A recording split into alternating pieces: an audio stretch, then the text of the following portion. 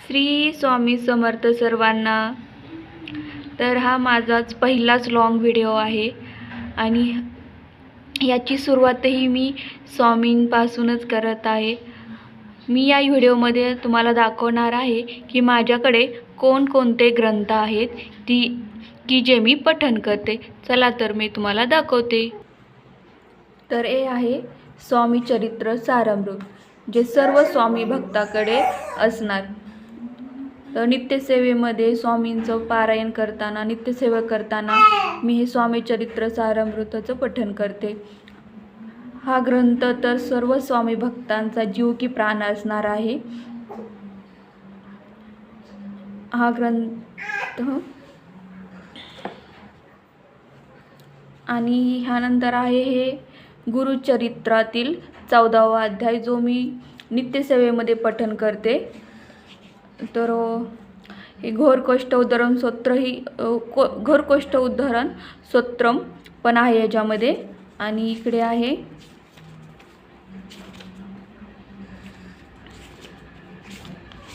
गुरुचरित्रातील 14वा अध्याय, जो मी नित्यसेवेमध्ये पठण करते।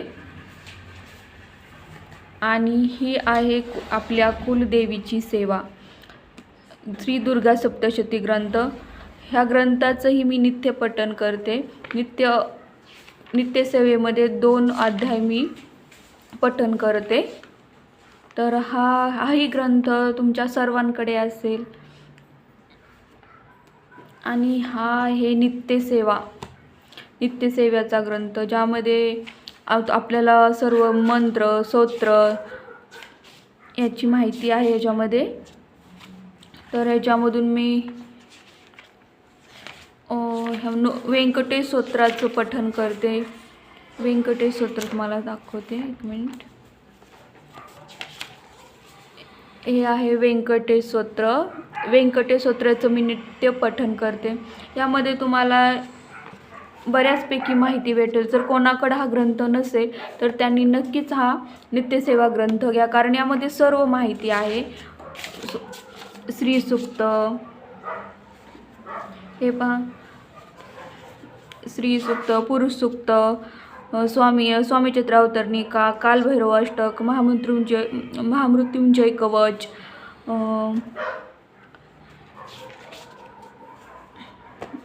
हे सर्व म्हणजे सर्व मंत्रांची माहिती या नित्यसेवा ग्रंथामध्ये आहे। 50% जे काही स्तोत्र वगैरे आहे ते सर्व या ग्रंथामध्ये आहे। तर तुम्ही नक्की हा ग्रंथ घ्या। आपल्या स्वामींच्या केंद्रामध्ये जे लोक जातात, जे स्वामी सेवेकरी जातात, तिथे हा ग्रंथ नक्कीच भेटेल। त्यानंतर हा ग्रंथ आहे श्री सत्यनारायण पूजा विधी। जे लोक सत्यनारायणची पूजा करतायत दर पौर्णिमेला, तर त्यांच्याकडे हा ग्रंथ तर असेलच। मीही चालू करणार आहे, केली आहे। सत्यनारायण दर पौर्णिमेला करण्याचा माझा प्रयत्न असतो।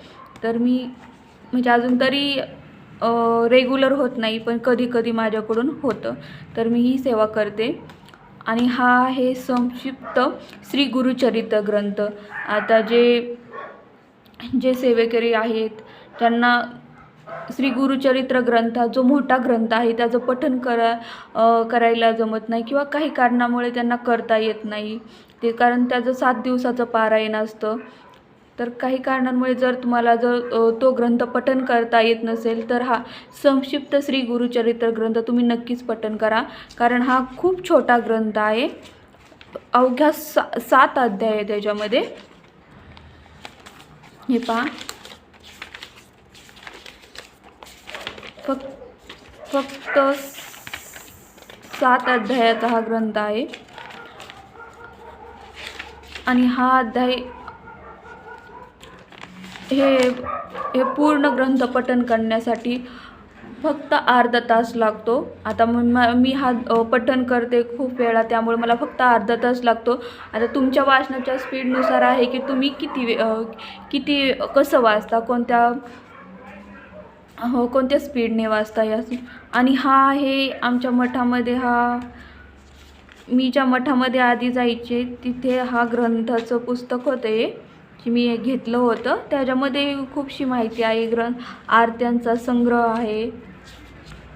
हे पहा, स्वामी समर्थांची कर्पूर आरती हे सर्व आहे याच्यामध्ये. हा ग्रंथ आमच्या इकडच्या मठामध्ये होता, तो मी घेतलेला आहे. आणि ही आहे 9 गुरुवारचं व्रतची पोथी. तर मी एकदा 9 गुरुवारचं व्रत केलं होतं, तेव्हा हा ग्रंथ मी घेतला होता. याच्यामध्ये कोणाला जर हे व्रत करायचं असेल तर त्यांनी नक्की करावं, खूप छान अनुभव येतात. आणि हा आहे श्री मल्हारी सप्तशती ग्रंथ. आपले कुलदैवत खंडेराव महाराज, तुमचे जे कोणी कुलदैवत असतील त्यांच्या सेवेसाठी हा ग्रंथ आहे. आमचे कुलदैवत खंडेराव महाराज आहे, तर त्यांच्या सेवेसाठी हा ग्रंथ आहे. खरं तर हे आपल्या घरातील पुरुष असतील त्यांनी वाचायचा असतो, पण महिलाही वाचू शकतात. जर आपल्या घरातील पुरुष कोणी वाचू शकत नसेल तर हा ग्रंथ ही महिलाही वाचू शकतात. हा दर रविवारी वाचायचा असतो किंवा मार्गशीर्ष महिन्यामध्ये या ग्रंथाचं पारायण केलं जातं. मार्गशीर्ष महिन्यामध्ये मी ह्या ग्रंथाचं पारायण करते. आणि हे आहे श्री विष्णू सहस्रनाम. याच्यामध्ये विष्णू सहस्रनाम दिलेलं आहे. हे बघा, श्री विष्णू सहस्रनाम दिलेलं आहे. जे त्यांना भगवान श्री विष्णूंची सेवा करायची आहे तर त्यांनी ही श्री विष्णू सहस्रनामाचं जरूर पठण करावं. आणि चातुर्मासात तर नक्कीच ह्या विष्णू सहस्रनामाचं पठण करावं. आणि ह्याच्यामध्ये अजून विष्णू सहस्रनामावली पण आहे, म्हणजे श्री विष्णूंचे 1000 नाव दिलेली आहेत. हे पहा, श्री विष्णू सहस्रनामावली. तर हाही ग्रंथ तुम्ही घ्या जर तुम्हाला पाहिजे असेल तर. हाही तुम्हाला केंद्रामध्ये मिळून जाईल. आणि हा आहे श्री नवनाथ भक्तिसार ग्रंथ. हा ग्रंथही मी केंद्रातून घेतलेला आहे. या ग्रंथाचं मी पठण केलेलं. हा ग्रंथ 9 अध्यायाचा आहे. हा माझ्याकडं छोटा अध्याय आहे. हाही ग्रंथ खूप छान आहे. आणि हे आहे श्री वैभव लक्ष्मीचं व्रत, जे मी केलं होतं. ह्याचे खूप छान येतात. 11 शुक्रवारी मी हे व्रत केलं होतं. 11 शुक्रवार खूप छान आहे. हे पण व्रत तुम्हाला करायचं असेल तर ह्या श्रावण महिन्यापासून ह्या व्रताला सुरुवात करतात. आणि हे आहे श्री महालक्ष्मी महात्म्य व्रत. हे तर सर्वच आपल्या ज्या महिला सेवेकरी आहेत त्या ताई करत असतील. प्रत्येक मार्गशीर्ष महिन्यामध्ये लक्ष्मी मातेचं आपण जे व्रत करतो, मला तर वाटतं आपल्या महाराष्ट्रामध्ये बऱ्याच महिला ही सेवा करतात. तर एवढेच हे सर्व ग्रंथ पण त्याचेच आहेत, महालक्ष्मी व्रताचे. तर एवढे सर्व ग्रंथ आहेत माझ्याकडे. जशी मला टाईम भेटेल तसं मी या सर्व ग्रंथाचं पठण करते, पारायण करते. आणि 9 गुरुवारचं व्रत आहे, तसंच 11 गुरुवारचंही व्रत असतं. तर 11 गुरुवारचंही व्रत मला एकदा करायचं आहे. 9 गुरुवारचं मी केलेलं आहे, पण 11 गुरुवारचं व्रत मला एकदा करायचं आहे. आणि माझ्याकडं गुरुचरित्राचा मोठा जो ग्रंथ आहे, श्री गुरुचरित्र, हाही ग्रंथ आहे, पण तो आता मी वरती ठेवलेला आहे, त्यामुळे काही तुम्हाला दाखवत नाही. तर पहा, एवढे हे सर्व ग्रंथ आहेत. आणि हा माझा पहिलाच लॉंग व्हिडिओ आहे.